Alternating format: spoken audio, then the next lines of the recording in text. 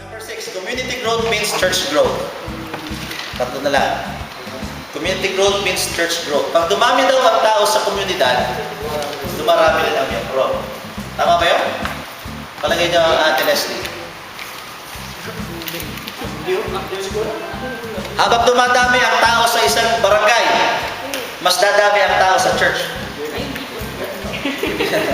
Kasi iba ganito, magtayo tayo dyan, unahan na natin sila kasi isang araw dadami ang tao dyan. Pag dumami ang tao dyan, una na tayo.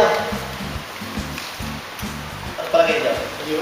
Hindi. Ang problema nga ganito, tignan niyo yung mga nauna sa isang barangay, yung mga church na nauna sa isang barangay, pag dumami na ang tao, natatabunan na siya ng mga bahay-bahay doon. Sanay parang, meron tayong mga ganang churches nauna siya sa barangay. Nauna siya dumami yung tao sa community.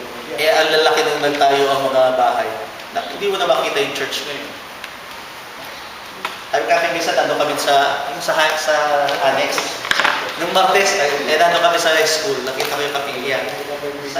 Sabi ko kay Daniel, tingnan niyo po, pag nadagdagan pa yung JRT, na gano'ng kalalaki sa tabi ng kapilya, hindi na makikita kapilya natin.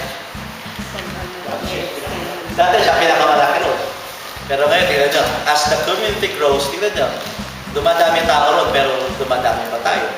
Dapat, hindi yun ang dahilan. Kasi iba ganun magtatayo ang kapilya dyan, unahan ko sila. Pag meron ng kapilya, baka dumami tao dyan, dadami rin ang miyembro. Hindi laging ganun.